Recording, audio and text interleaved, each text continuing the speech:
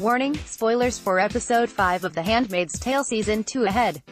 The most recent episode of Hulu's The Handmaid's Tale, Seeds, had a tough act to follow. Last week's episode, Other Woman, took the story to a new emotional low, leaving Offred broken-spirited and semi-catatonic, exactly how Gilead wants her.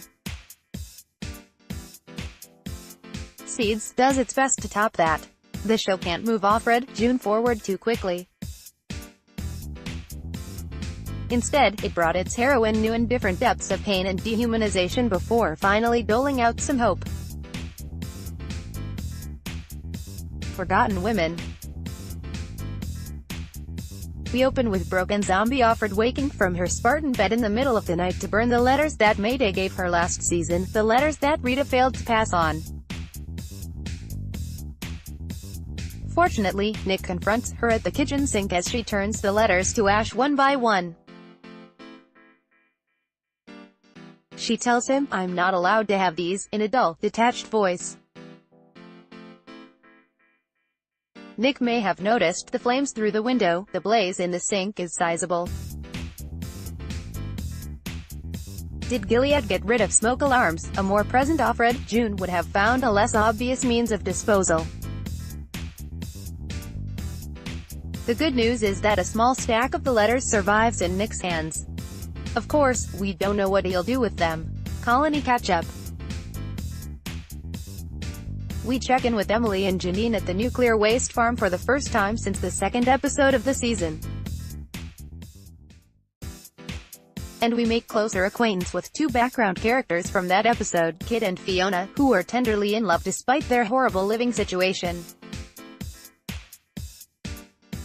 We also finally see a practicing Jew, Sally, a former rabbi who volunteers for bed detail, helping to carry out the bodies of the dead so that she can say prayers for them.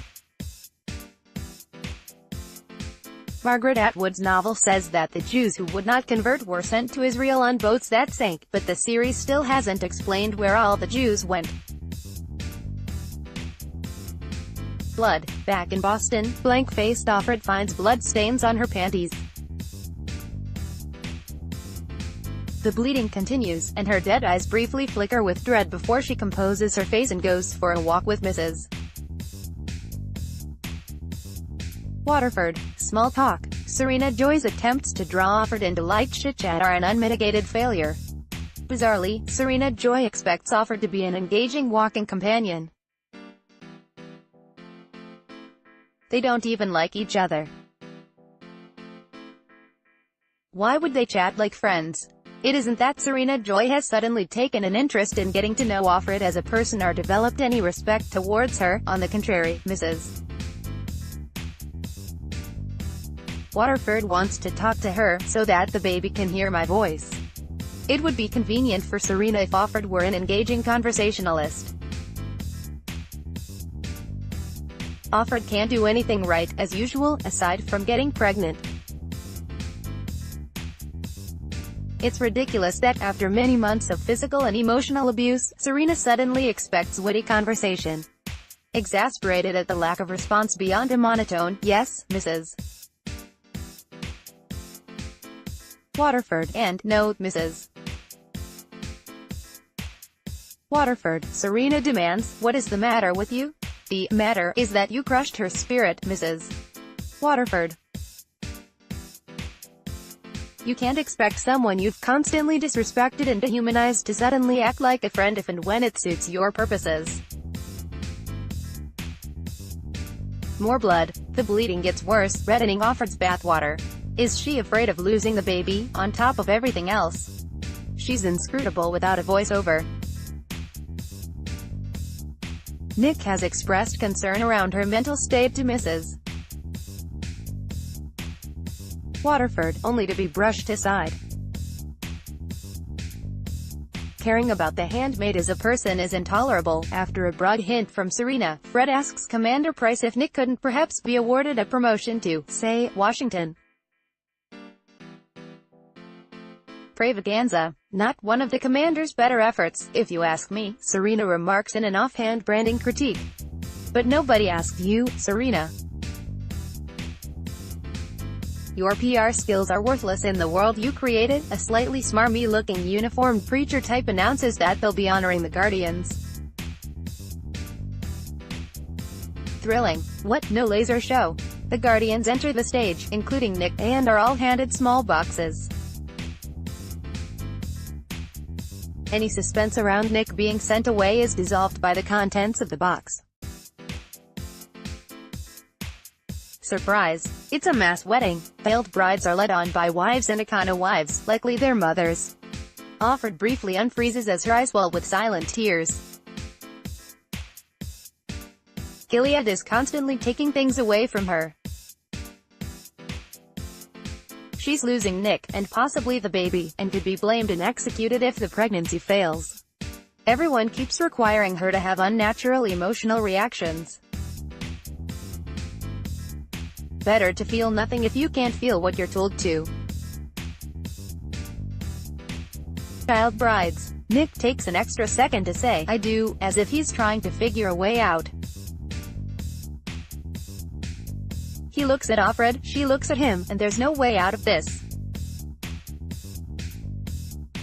They could both get in trouble if he, say, stopped the ceremony and said that he doesn't want this veiled girl, he wants the handmaid. There's no room for clever solutions here. Offred resumes her look of mindless composure. The sound goes out as the audience applauds. We have no idea what any of the women are thinking. Their thoughts don't matter anymore, anyway. It's shocking but not surprising to see how young the brides are. Their soft, lineless faces look barely halfway through puberty, while some of their new husbands look like they're pushing 40. These young women would have been in late primary school at the start of Gilead. Their educations were cut short. So much for Gilead protecting children. It collapses.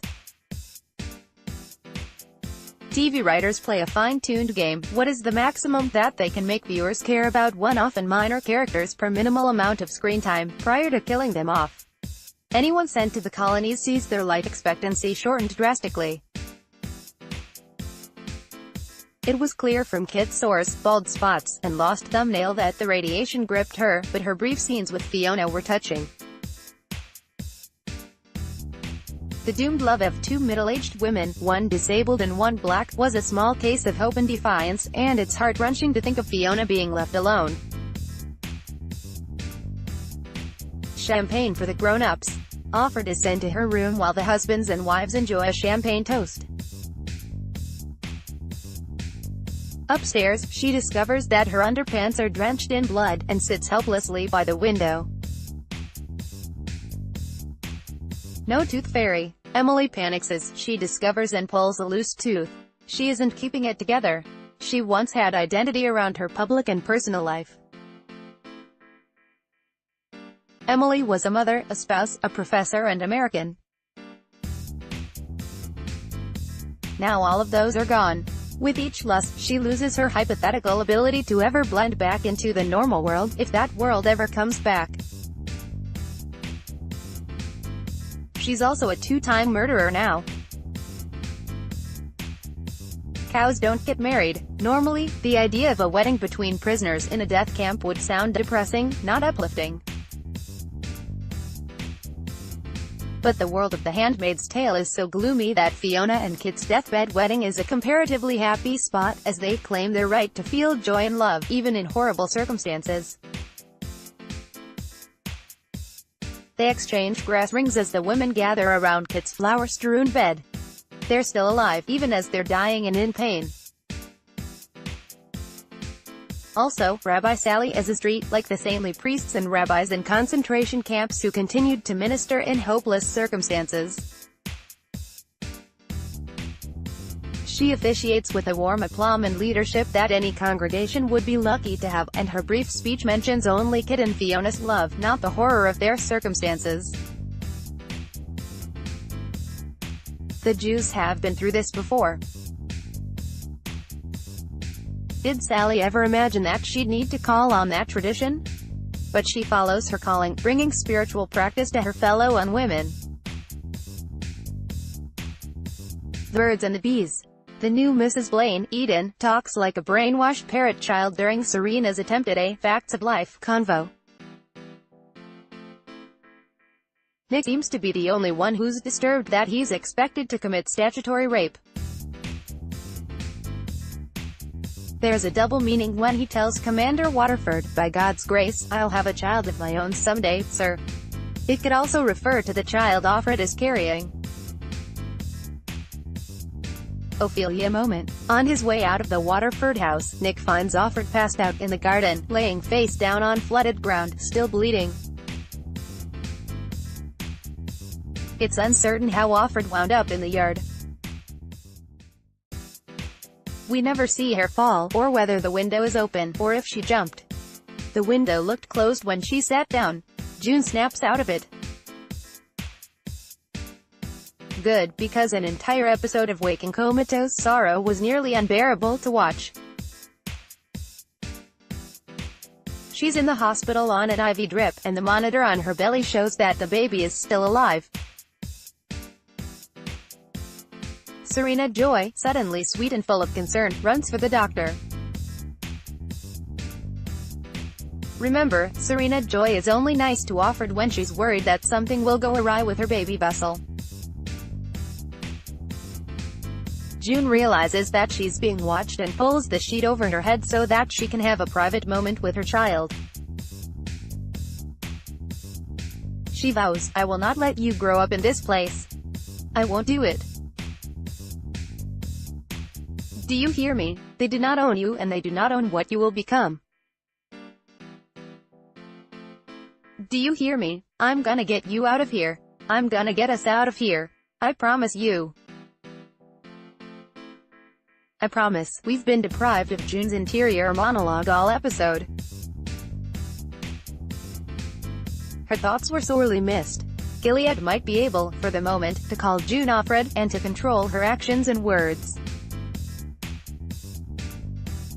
But they don't get to tell her what to think, or how to feel. She's still a person with a mind, just as Sally is still a rabbi even if the organization that ordained her may be gone, and Emily is still a doctor of cellular biology, even if her diploma is declared moot. They're all still people, and they're all still themselves.